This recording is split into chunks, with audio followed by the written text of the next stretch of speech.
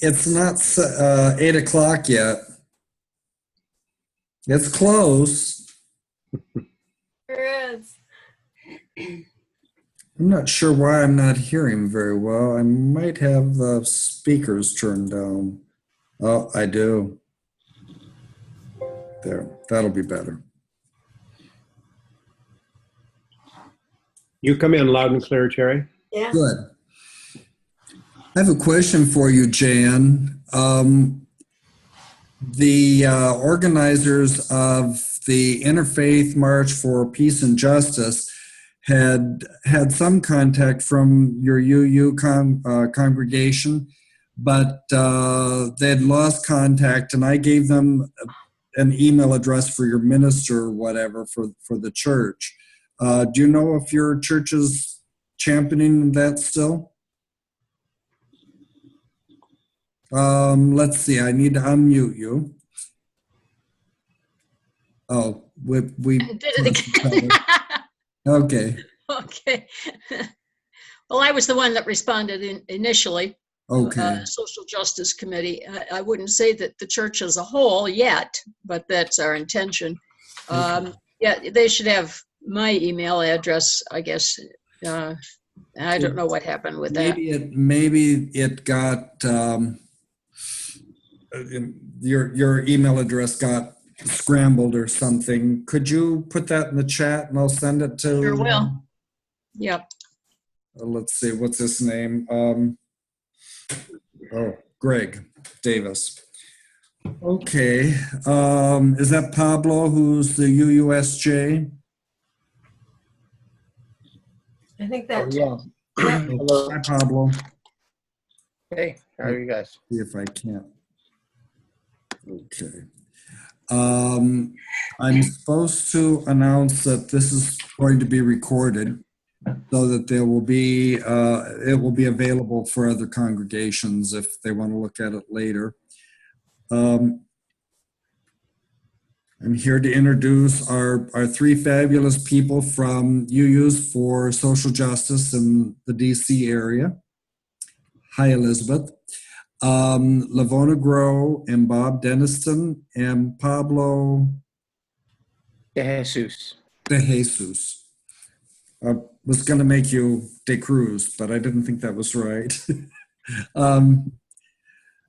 UUJEC has worked with UUs for Social Justice. Last year we did a conference in Washington, DC, and we were really impressed with their connections and their professionalism and the way they could represent UUs in Washington.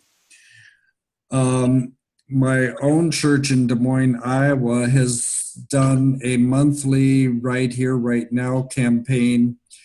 And one Sunday a month, we write letters, and they're sent to Senators Grassley and Senators Ernst, and they hand deliver them, which gives them more power, and it gives us more power, because hand delivering a message is really a powerful way to get it there. Most of the people are much more responsive than they're going to be if they get a letter in the mail. Again, I'm going to remind you that this is recorded. Lavona, do you have a voice now? I do. Yeah, I sort of do. She was terrific. She was in, she's from Arlington. She and her Right. husband, just like the man and woman who run the HRI Immigration Committee, they're husband and wife. Right. Terrific. They're both wonderful. And both the woman's the leader. Well, thank you. Well, who is that speaking? I don't know. We have a picture of his ceiling. There we are. Oops. Great. Well, thanks, Terry. Okay. Well, there's a small group of people. Maybe we can quickly find out who's online. Would that be okay? Okay.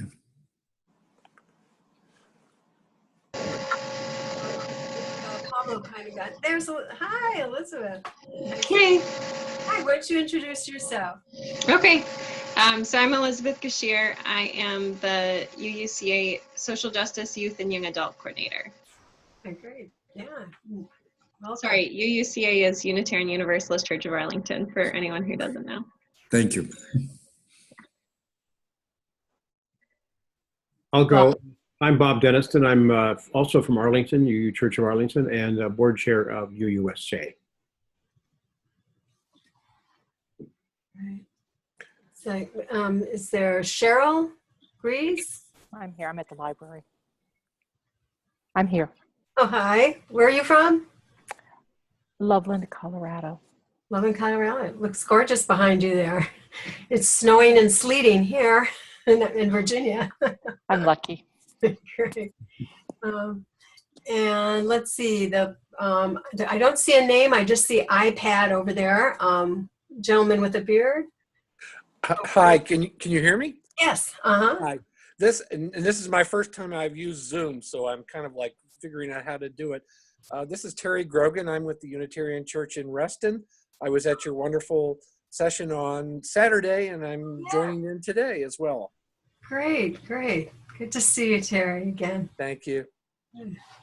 And do we have somebody on the phone? 508? Or is that one of us? Hi, hi. It's Phil Hamilton. I work with the Unitarian Universalist Service Committee, and I'm on the board of UUJEC. So thanks for having this talk tonight.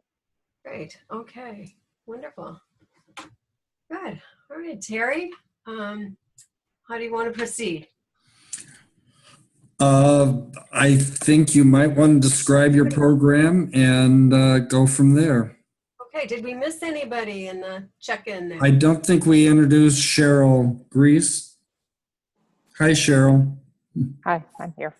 Yeah, great. Where are you from? I'm from Loveland, Colorado. Okay. I thought you must be out west because it's dark here in the east. Yeah. Well, thank you all for taking time. My name again is Lavona Grow. I'm with the Unitarian Universalists for Social Justice. I'm the Advocacy Oversight Committee Chair, and I'm with the Unitarian Universalist Church of Arlington, Virginia. And so a lot of what I do is revolves around our advocacy core that Terry was talking about earlier, that we go to Capitol Hill once a month on the second Tuesday of every month. So, and one of the things that we do, as he mentioned, is that we deliver letters that are handwritten by UU constituents across the country. So tonight, the topic here today is about, how we can, what are the ways that we can get our UU voices heard on Capitol Hill here in Washington. And I know that a lot of people sometimes feel like, why should we bother? Maybe you hear this, in your congregations, and maybe it's too difficult, or there's too much noise, too much going on. But it's really important that we continue to raise our liberal religious voices, and our voices are actually matched with other interfaith community folks out there. So even if you feel like we're a small denomination, we're not. We speak up, in the Friends National Committee on Legislation, they're about the same size we are, and they're a force to be reckoned with on Capitol Hill. So you have all these denominations, these people talking. It's really important that we let our legislators know that we are following them, that we care about these issues that are important to us, and hold them accountable. And some people also feel, well, on the other hand, maybe my member of Congress agrees with, and so I don't have to, she always votes the way I would like. So there's no reason that we need to speak up and talk with them on these issues. They know how, we want to vote. But that's really a mistake too, because they, number one, need to be thanked every once in a while for the votes that they're taking. They don't hear thank yous very often. Number two, they don't have to speak up on these issues if they're not hearing from constituents. I mean, there's a lot of pieces of legislation out there, and they're kind of for many of them, you know, if they don't hear from their constituents, they don't really feel they need to speak out or up on these issues.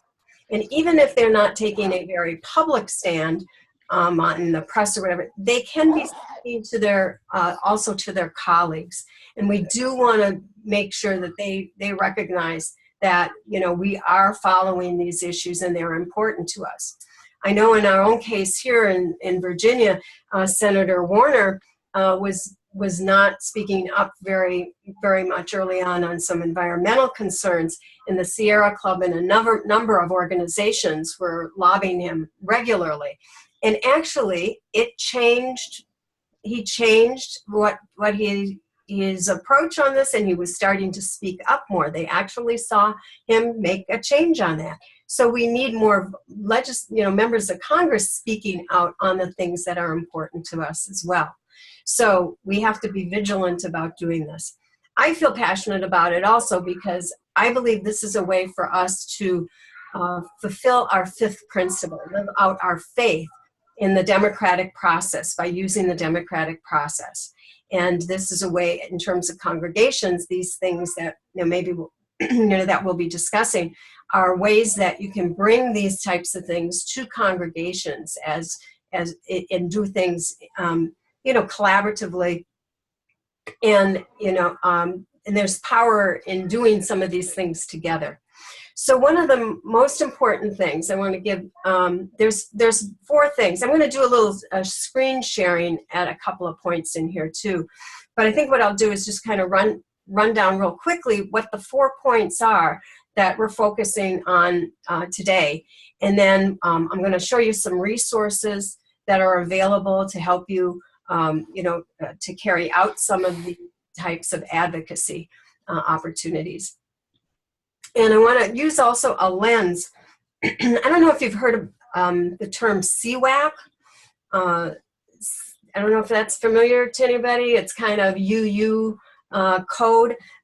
So CWAC stands for Service, Education, Witness, Advocacy, and Community Organizing. So if you're putting together like a programs in your congregation, very often, I know at ours many years ago, we used this to see if we had kind of balance.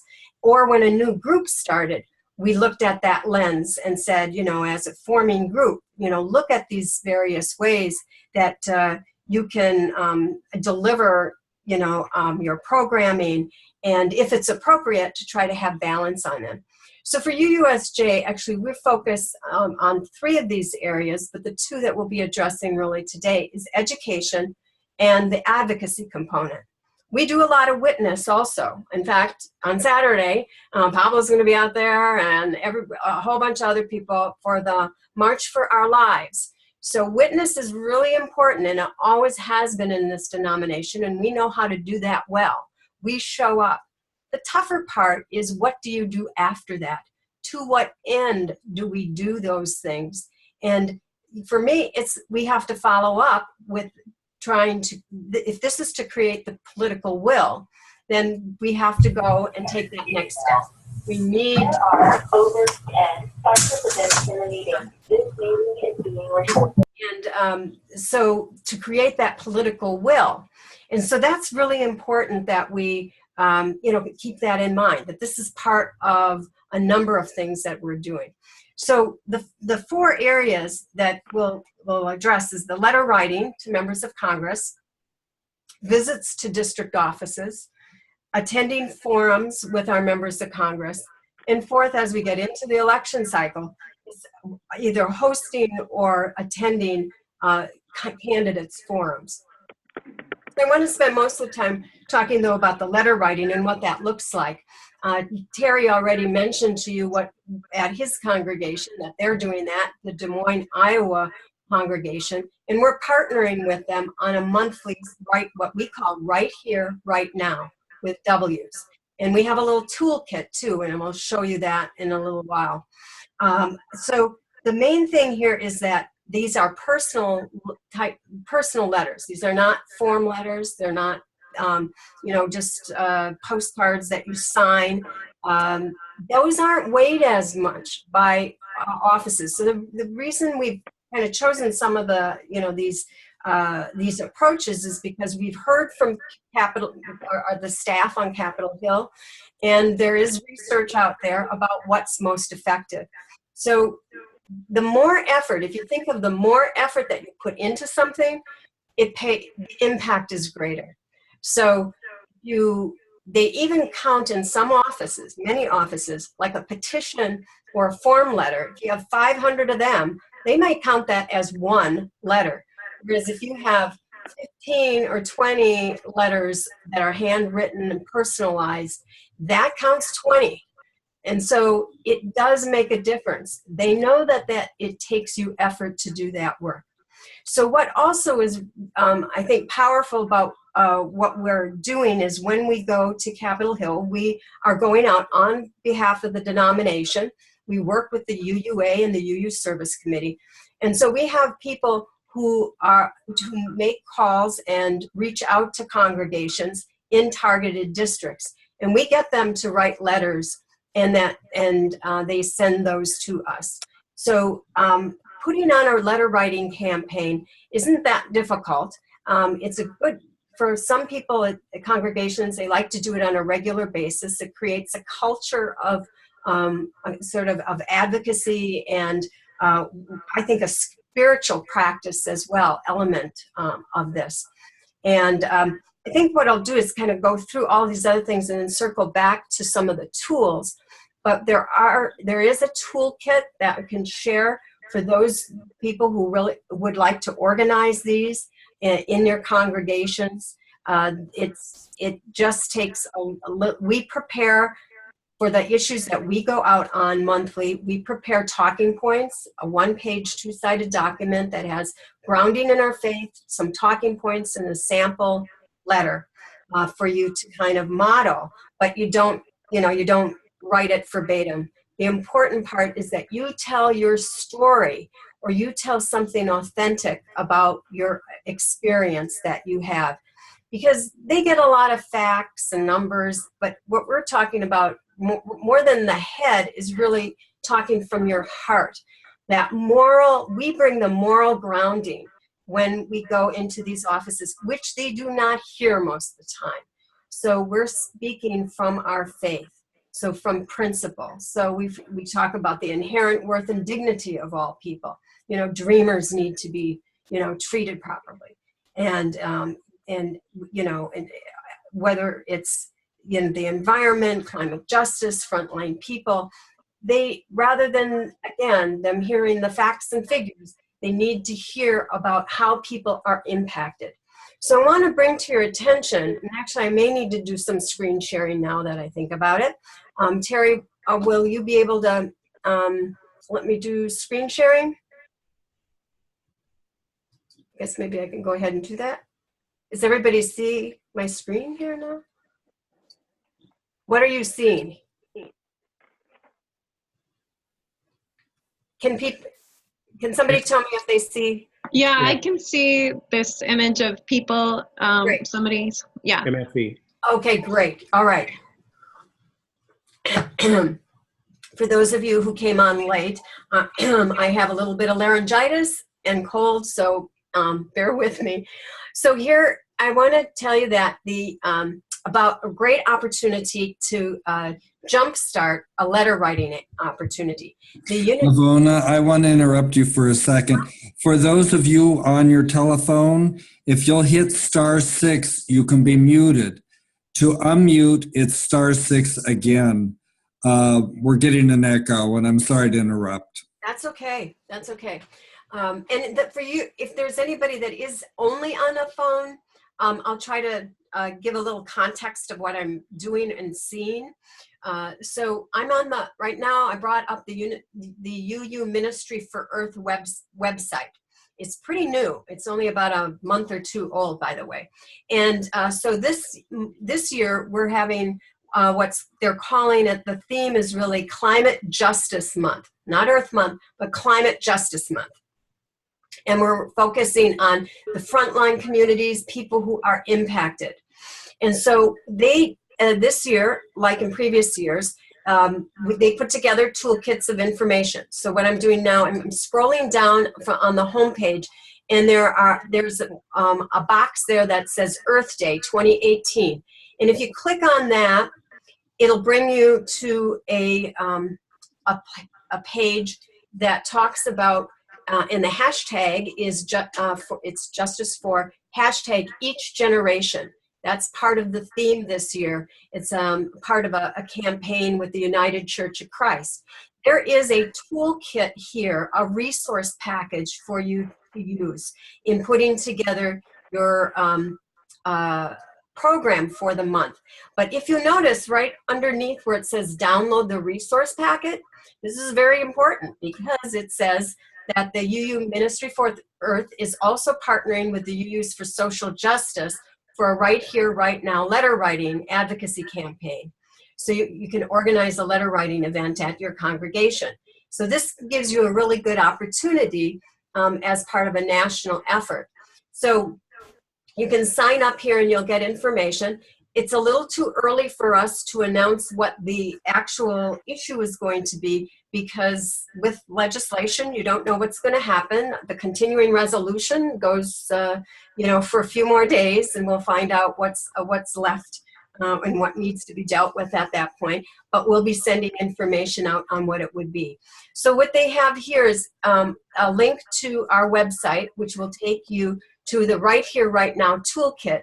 And you can download here if you just have to put your name and some information in there about the toolkit. And I also have up here the toolkit, and there's some pictures here just to give you an idea also of what it can look like.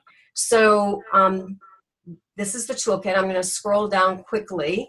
Well, here's the table of contents. You can get an idea. There's frequently asked questions. There's things about before the campaign, during the campaign, and following up. And I'm going to go down here real quickly and just show some pictures here of like what a setup can look like. So if you have space, putting a table out for people to write and then putting signage up there, various paper sizes, the right letter writing materials for it, and then a one-page handout. And we, will provide for the one-page handout for it. And then we have even a little mailbox there. And that's actually a map of the state of Virginia when we were doing a statewide letter writing campaign. So here's just a comment that was written too about some legislators say that receiving constituents' letters on an issue, especially on an unpopular issue, will make it easier for them to speak up and take a stand. So even if they agree with your opinion, tell them how you feel. They are more likely to speak up. My constituents are saying. That's what we were talking about earlier. So that's what it kind of looks like, and hope that you find it helpful. We are going to be updating it this year. Actually, we're doing a user survey in the next week or so and get feedback to the more than 100 people who have downloaded the toolkit at this point. So one of the other things you talked about then in terms of things to do is I'm going to switch over to, let's see here. I think I've lost. Oh, here. So we talked about sort of the personal letters, and the important thing there, I just want to say, is speak from your heart. You don't have to have a lot of facts. That's what's most important. So the second thing is really to visit the district office. So depending on where you are, track down the district office. It's all about creating relationships, whatever it is that we're doing, whether it's the letter writing or the visiting the offices, attending forums, or making phone calls. It's about getting to know someone in those offices and having a relationship. So if the district office is too far away, just call them even regularly. That's a good thing to do. But you can also write some letters. You can, if you have a lot of different kinds of issues may be coming up, bring a team of people together, and you can deliver the letters to the district office. Maybe it's on some issues that we're not addressing in Congress. So then about attending forums with your members of Congress, there's, just call the district office and they'll probably give you a schedule. But there's also a tool that I'll show you later that has it's a link for forums that are, it's a tool that shows you where town hall meetings are being offered. And there's also the group Indivisible, their website that they have a lot of material on that I encourage you to explore about different issues that they also promote on a weekly basis, and they give you also some background information on them. Also, they're members of Congress, not all of them, but many of them will have forums. And it's really important to show up there at those forums.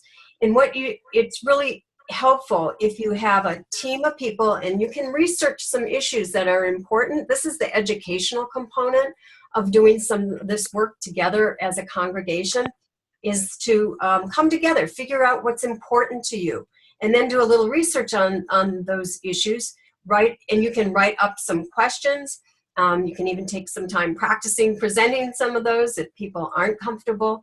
But doing these things in communities are sometimes more powerful and make people more comfortable. And then you can line up a few folks to ask some questions, at these forums. And also is when you're, as we get closer to the election cycle, very similar type of thing, is that you can either host your own or attend candidate forums.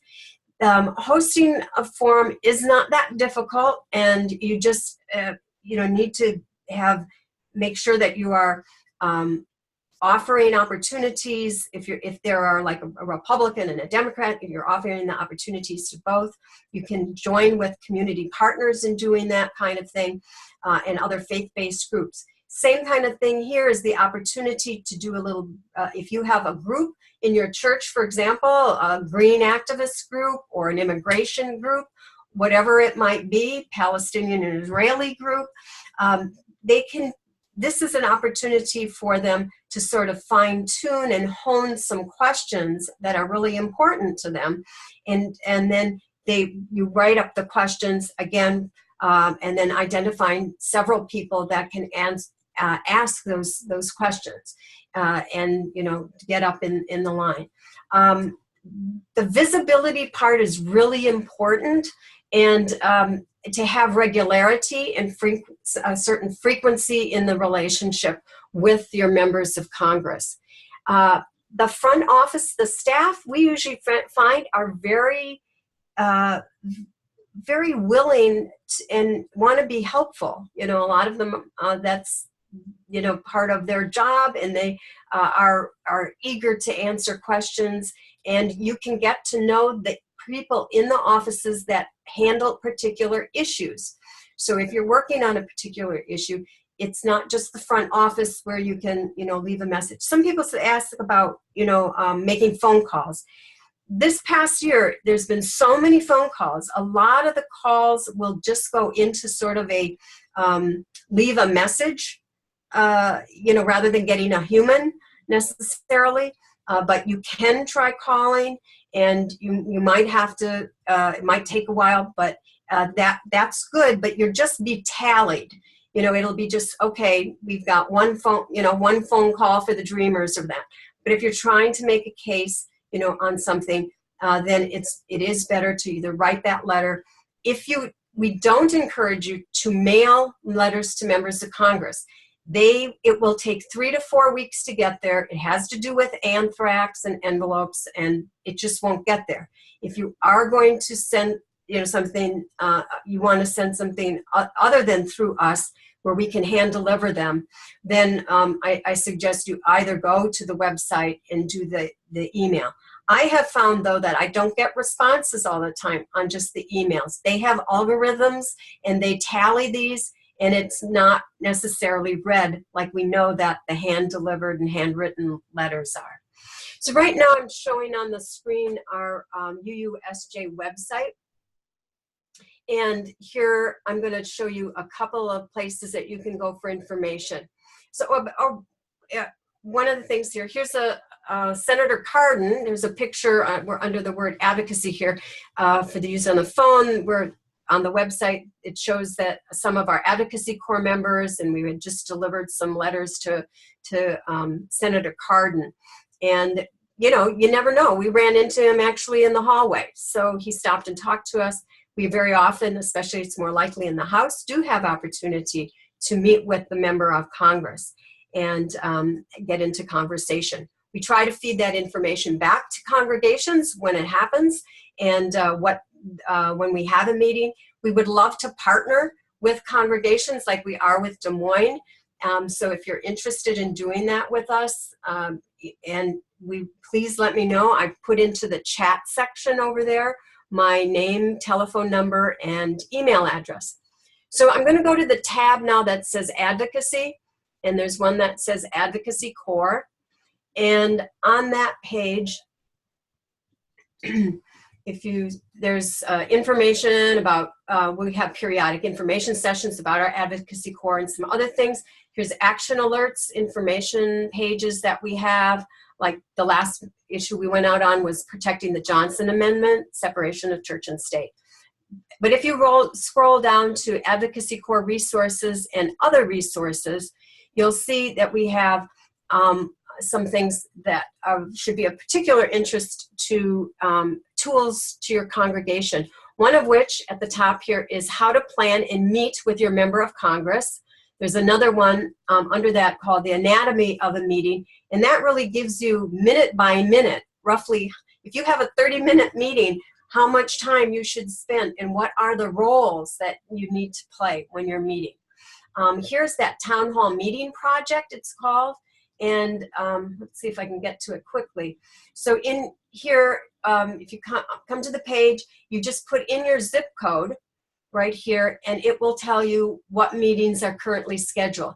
They also will bring up, there's information on members of Congress, telephone numbers, Twitter accounts, and it'll also tell you which members of Congress have not been holding any forums or town hall meetings. And so that's a good thing to lobby them about as well.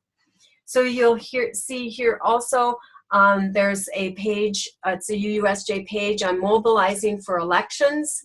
And we will be, this is a webinar that we did with the UUA last election cycle for general elections, but we have information and ideas here for what you can do in congregations. Get out the vote. We'll be up, and there's samples here about how to host a candidates forum and research and how to stay informed about this. And again, there's information about the Right Here, Right Now program. But if you scroll down further, there's a whole list of community resources. And we'll be updating this probably this summer. So by August, you should have some fresh information there. Hopefully that you'll find that helpful. There are some other resources that we have. Also, there was a resource there, which is the UUJEC. So here are, on the resource page, there's some other resources, but I want to go back and show you the UUJEC resource page because, let's see, that's on the Advocacy Corps one. They have some really good taking advocacy kind of home for you. It's called, let's see, it's called Resource Guide for Activism at Home. And this will take you directly to the UUJEC page that has a number of resources, and they have some direct links to the Indivisible sites and there, which has a lot of good information and some things about digital strategies and other tools. So there's a lot of resources out there, you know, for you and to help you with this. So I do want to circle back though to the letter writing and sort of close that out before we go to maybe sharing what works and what question in your congregations, anything that you want to share, and take some Q&As also. But Bob, let's see, let me see if I can get out of, so I'm going to stop sharing. Have I stopped sharing? My back? Great. Okay. Bob, Deniston, I just wanted to ask you if you would share a little bit and just tell, since you've gone to the Hill, you're an Advocacy Corps member, and you've delivered some of these letters, and you've read many of these letters also, and just share a little bit with us what that means to you and what those letters might sound like, maybe a few excerpts. Well, yeah, it's an important thing, I think, to really convey people speaking from the heart that Lavona mentioned. People can bring in statistics, but they can be rebutted, but personal stories really can't be rebutted. So I'm going to read short excerpts from a couple letters. Here's one. As the Red Cross director for 4 rural Mississippi counties for over 25 years, I saw poverty firsthand. No one should live like that in this country. I urge you to continue the fight to not repeal the Affordable Care Act unless a replacement protects all the people. I also believe Medicaid should be expanded and senior rights protected. Another letter, and this one happens to be from Colorado. Healthcare is a basic human need. I am outraged at the current proposal to deny affordable care to the most vulnerable people in our country. Please consider the impact on the less fortunate among us when you vote. And these are just 2 on healthcare, but across the board with issues on economics, on poverty, on the Johnson Amendment, some powerful, powerful letters. So again, when people write from the heart rather than just from the talking points, it become much stronger letters. One particular occasion I had was going into Senator Ted Cruz's office, and they asked where we're from, and I said Arlington, but that's Virginia, not Texas. So we really didn't have an appointment set up, and so I said, but I have 25 letters and postcards here from folks in Texas. Can we talk to somebody about healthcare? Well, the fact we had those cards and letters earned us about a 15 to 20 minute FaceTime with the healthcare person on Senator Cruz's staff. So again, I think to underscore something that Terry said, taking these in rather than just having them come in the mail gives you an opportunity to really have FaceTime and have a serious conversation with someone. So those personal stories are very, very powerful. Mm-hmm. Is John Sutton still on the line?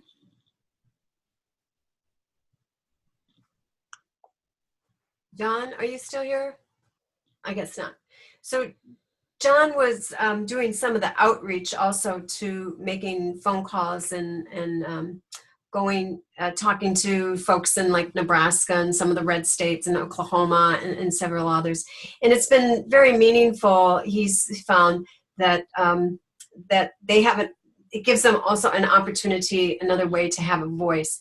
And so, if you know people also in other states that might, benefit from an opportunity like this, please share with them this kind of learning out, this kind of opportunity. So I wanted to open it up for, sharing from other folks about what maybe works in your congregations, what experiences you might have, or what questions you might have.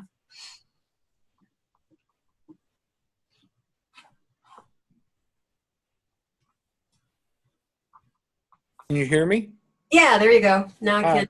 Yeah, I just wanted to first reinforce how much Indivisible has been helpful to us here in the Reston, Virginia area as a source of information on issues and also things like town meetings. So I definitely agree with that. And I was going to ask some questions about how do we keep up with what issues you're focusing on when you go to the congressional offices in Washington, but I assume that's covered on the website information you gave us. So maybe you can confirm that, because that would be really useful to have a coordinated effort rather than just a one-off thing. Sure. Yes.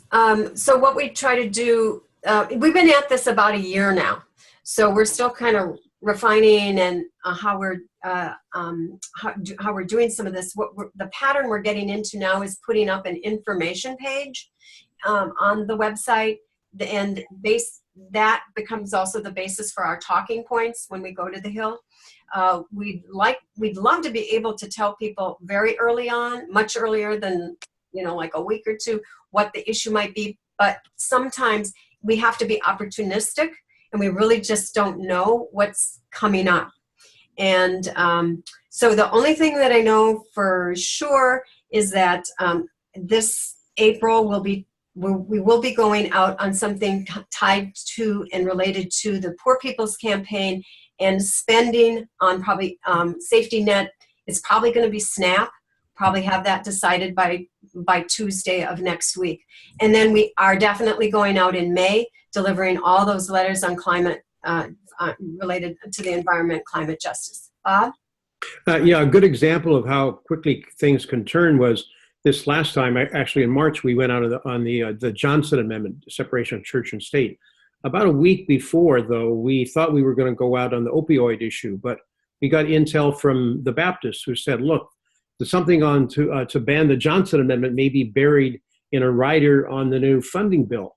And that's going to happen by the 24th or 25th. So we basically totally changed our minds about what would go on, what our issue would be, and had to do the homework. So we make sure we're grounded within UU principles and statements of conscience alike, that it's a good fit for us, that we can mobilize the advocacy corps to get out. And we've got quality talking points and background letter, and then generate letters from congregations. In fact, Terry's congregation in Des Moines, I think, Terry, you guys sent us about 31 letters on a quick turnaround. You wrote them on Sunday. We delivered them on Tuesday morning. So sometimes it is a very quick turnaround, but it underscores the value of also working with other partners, whether that's the Baptists or Catholic Network or Friends Committee on National Legislation. And we do use partners. I mean, we don't do this in isolation. It's sort of like, it all puzzle pieces put together, and we complement the work that we're doing. There isn't any other faith-based group doing Hill advocacy on a regular basis on the Hill. We're doing that. And I don't know if I mentioned earlier, the denomination is not, our denomination does not have that kind of presence here in Washington. So we provide that. I believe it's an important part of, again, living out our faith, and also just that we are doing that work makes us visible to a lot of people, and I think attracts some people to our faith as well, that they see us playing a very active role in the in the legislative arena. Any other sometimes we get asked about 501c3. We are a 501c3 organization. We have what's called an H elective after our 501c3. That means we can lobby up to 20% of our budget, and within that 20%, it's 25% on grassroots lobbying.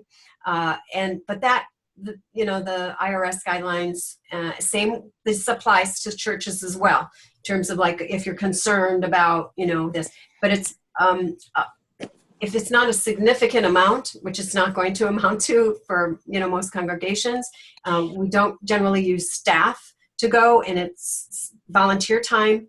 It is endless that we can do this.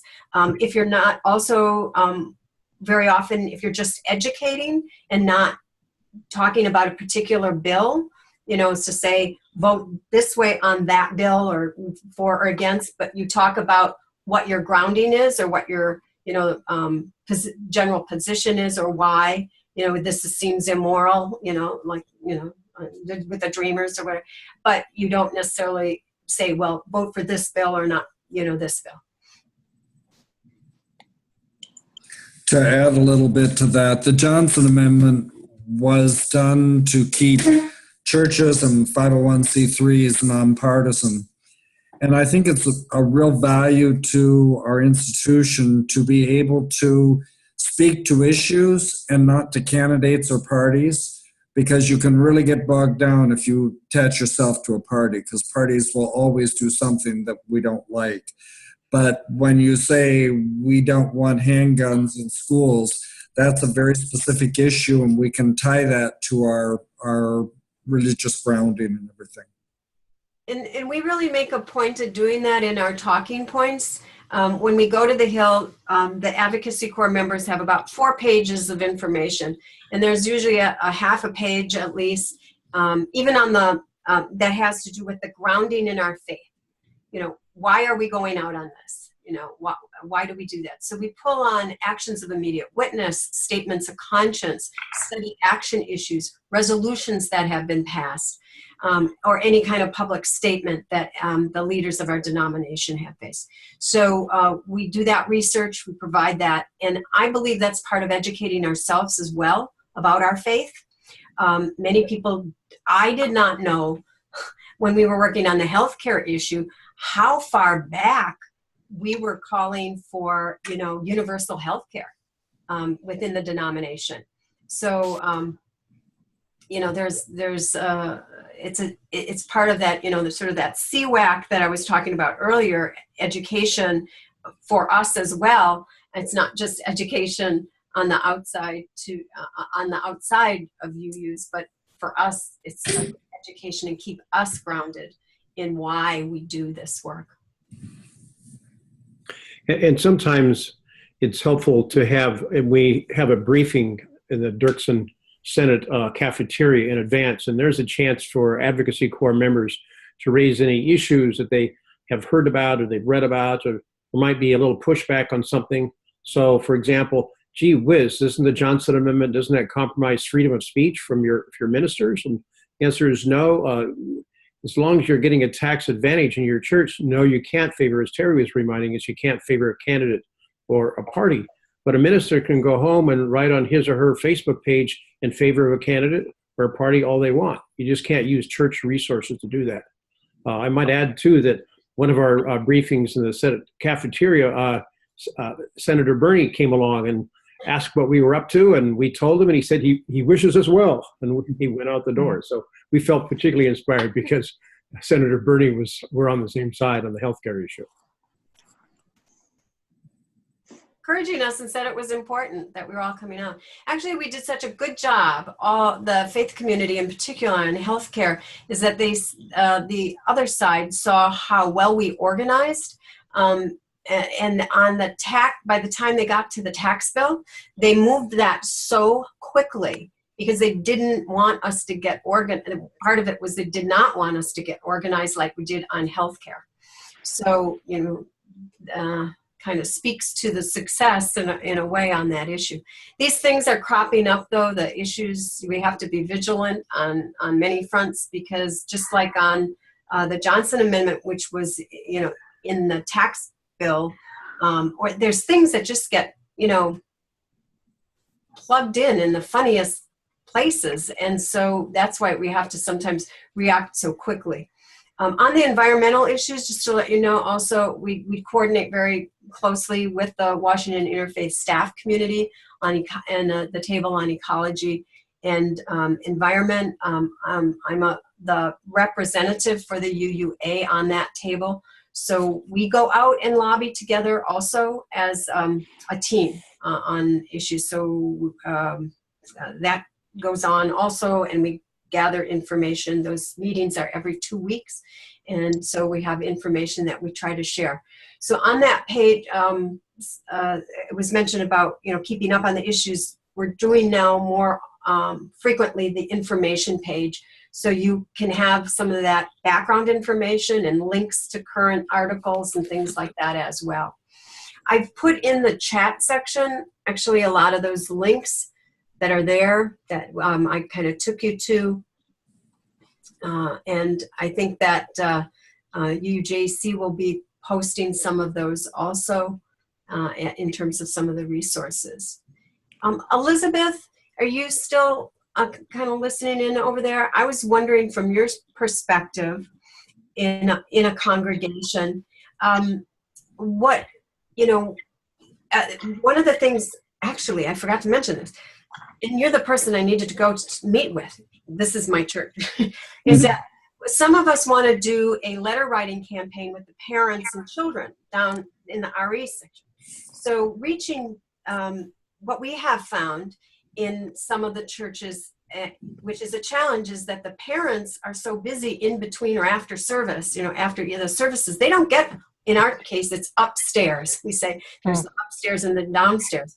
So we're trying to figure out really how to reach parents where they are, which means, physically going where they are, maybe setting up tables, and maybe especially for Earth Day, which falls on the 22nd on a Sunday, is that we want to try something either with some of the teachers to set something up in class or to have a table downstairs. What might be some of your thoughts, Elizabeth, or advice to us in engaging with also with youth? Our youth have written cards in the past on Valentine's Day. They wrote cards and we delivered them. Some Okay. thoughts from you? Yeah, great. Yeah, I've been listening. I just also was eating dinner, so didn't want to bother anyone with my noises or look awkward on the video. So yeah, I think that would be great. I guess my advice would just be to start talking to, me and Leanne and Lisa, which are, for those of you who don't know, our RE director and assistant, just as soon as possible, because they plan the curriculum out, essentially a year in advance with some flexibility. But I do know we have some things coming up in April. But Earth Day is also, actually, you know what, Earth Day might be an all welcome service, come to think of it. So everyone might be in service. Okay. So that's something to notice. All right, yeah. I can double check the calendar, but that's what comes to mind. But in general, I would say that's a great idea. I know there's another person who's part of Guatemala Work, Chris Sutton, who's also been talking about that. And we could use a room downstairs to sort of regularly set something up. I think the main thing to me is her idea originally had to do with, putting out information, pamphlets. But my thought is that that's fine for, 1 or 2 Sundays, but it'll sort of get lost in the shuffle and get dismissed pretty quickly after that, just because people will forget about it or it won't be interesting anymore. So I think I wonder about actually trying to prioritize, quarterly opportunities or monthly opportunities where, people, instead of being upstairs with the adults and tabling there, choose to table downstairs with the parents of the youth and kids. Like I said, either once a month or quarterly, because I think personally engaging with them and talking to them about the issue and, having supplies for kids to also make a card or things like that are going to engage the whole family too. But anything that's just personal rather than based on paper is just going to be so much more effective. And then in terms of the youth group, you're welcome to talk to me personally. And for others, I would say reach out to the youth coordinator, because I'm open to arranging guest speakers or, even if you didn't have the time or capacity or want to come, we could collaborate on a project. And definitely around Earth Day, I would be interested in working on that. Because there are a couple environmentalists, I can tell, in our group. Good. Yeah. So planning and advance is important. Terry? If they write the letter on the 22nd and send it to you, is this something you're going to want to bring on May 8th or 10th or whenever the second Monday is? Does that work in your scheduling? Yes. Okay. I like the idea that RE kids are writing the letters because, they're the ones who are going to have to live the next 80 years in this world and we'll be gone. So. Very much, yeah. Well, and the theme this year of each generation, the theme for Climate Justice Month really builds on that. So we have people from 4 or 5 generations within our congregation all writing letters and make a bigger point with it. Yeah, that's true. Yeah. Do we have any more questions? Any comments about what you're doing currently in congregations that you might want to share? Or what your struggles might be on some of these issues?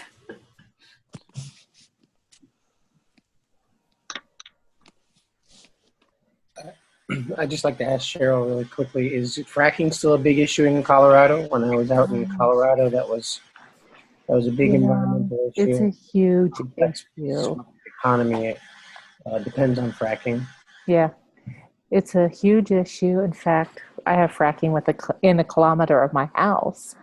I ride my bike a lot and I see it all over the place. And as a matter of fact, I'm going to join a friend tomorrow going to Weld County, which is a huge fracking county, to their League of Women Voters meeting about fracking, just to learn more about it. But it's huge. And it's one of my passions that I really dislike, shall we say. Something to consider. We did, and of course, if you're near a state house and that's in session during like spring break, but what we did last year with one of our area congregations, Cedar Lane, we brought some of the youth to Capitol Hill to meet with their with Senate staff, and that was a great learning experience. And there's just things about, you know, how to present yourself, also how, and when you write the letters, you know, and even a lot of adults don't seem to know this, we're finding, is that you need to put your address on your letter, otherwise they don't know you're a constituent. So unfortunately, we had in one congregation where they kind of used a form letter, which we don't recommend, but of the 40, 39 did not put their address on it.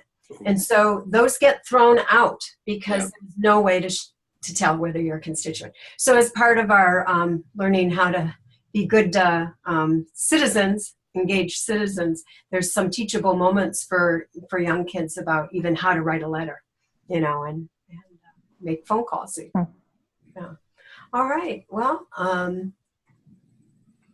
I have nothing else, I guess, at this point. I put those things in the chat box, which I think can get saved, Terry, and maybe can get posted. How do we access that? The chat box. There's an icon at the bottom of your screen. If you roll down, it activates. It doesn't always show, but I'm just seeing people. If you scroll down with your cursor, you should see it. I'm using an iPad, so maybe that doesn't work. Oh, maybe it's more difficult. Yeah. Well, Terry, my guess is that those will get saved. You can save. I just copied the chat box, so it'll be saved. I don't know what I'll do with it, but I will save it. Yeah. And if there are questions, you can write UUJEC or UUSJ, and we'll figure out how to get it to you. It sounds like UUSJ Advocacy Corps is a good place to go for basic information. Yeah. Yes. Great. And Terry, if you could email the chat box to us, we'll make sure Terry gets it, because we now have captured his information because he was at our workshop last Saturday. Real good. I think, in fact, if you do have the little chat box up there, there's something that says more, and if you click on the more, it says save chat. So I'm not exactly sure where that goes. I did that one other time, and I did find it later, but you can give that a try. But we'll get it to you one way or the other. Okay. Well, thanks for hosting, Terry. Oh, thank you for presenting this and providing this service for UUs. And we're done a minute or two early, so that's good. I don't like to keep people late. That's part of community organizing, that you have a schedule and you stick to it. Keep them happy. Thank you for everyone, and come back again. We'll be here again next month. Thank you, guys. Thank That's you. great. Thank you very much. Thanks, Terry. Bye.